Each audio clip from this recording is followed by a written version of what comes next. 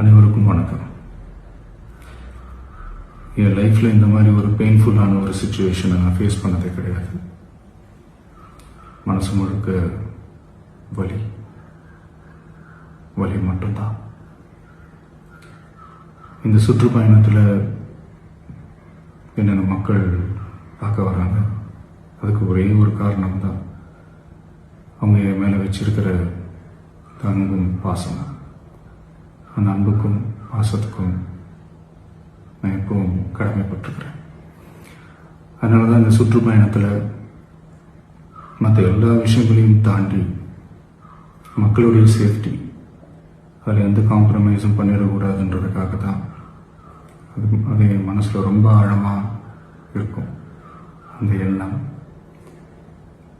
அதனால தான் இந்த அரசியல் காரணங்கள் எல்லாத்தையும் தவிர்த்துட்டு ஒதுக்கி வச்சுட்டு மக்களுடைய சேஃப்டி மட்டும் மைண்டில் வச்சுக்கிட்டு அதுக்கான இடங்களை சூஸ் பண்ணுறது, அதுக்கான இடங்களை பார்த்து பெர்மிஷன் கேட்கறது, போலீஸ் டிபார்ட்மெண்ட்டில் அதை ரிக்வெஸ்ட் பண்ணி கேட்போம்.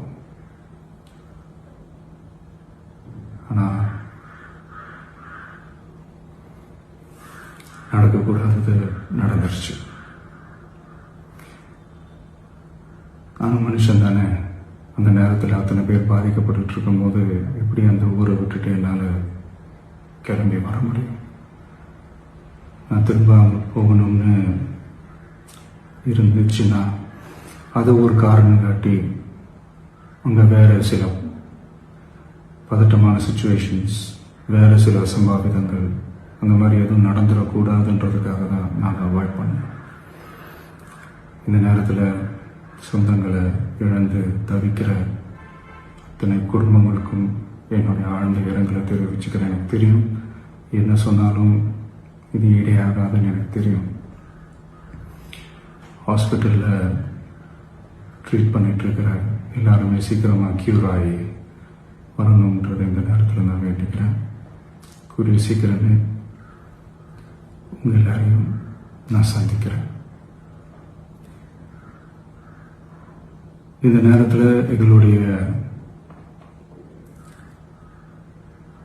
வலிகளை, எங்களுடைய நிலைமையை புரிஞ்சுக்கிட்டு எங்களுக்காக பேசின அரசியல் கட்சிகளை சார்ந்த நண்பர்கள், தலைவர்கள் அனைவருக்கும் என்னுடைய நன்றியை தெரிவிச்சுக்கிறேன். கிட்டத்தட்ட ஒரு 5 மாவட்டத்துக்கு பிரச்சாரத்துக்கு போனோம். இந்த மாதிரி எதுவுமே நடக்கல. ஆனால் கரூரில் மட்டும் ஏன் எப்படி நடக்குது, எப்படி நடக்குது?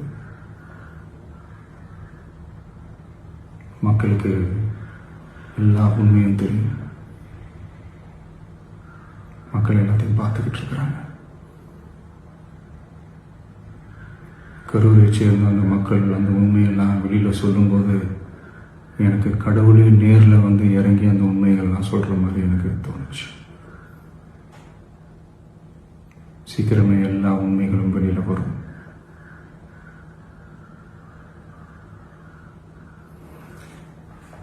எங்களுக்கு தரப்பட்ட இடத்துல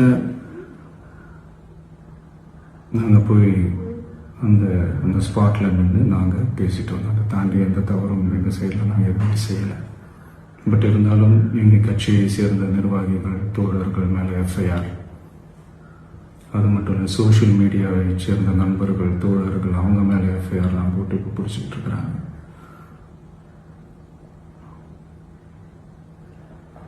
சிஎம் சார்,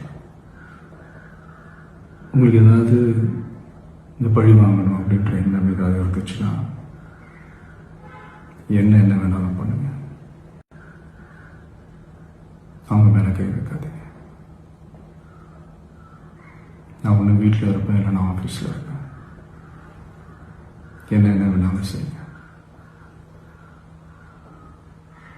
நண்பர்களே, தோழர்களே,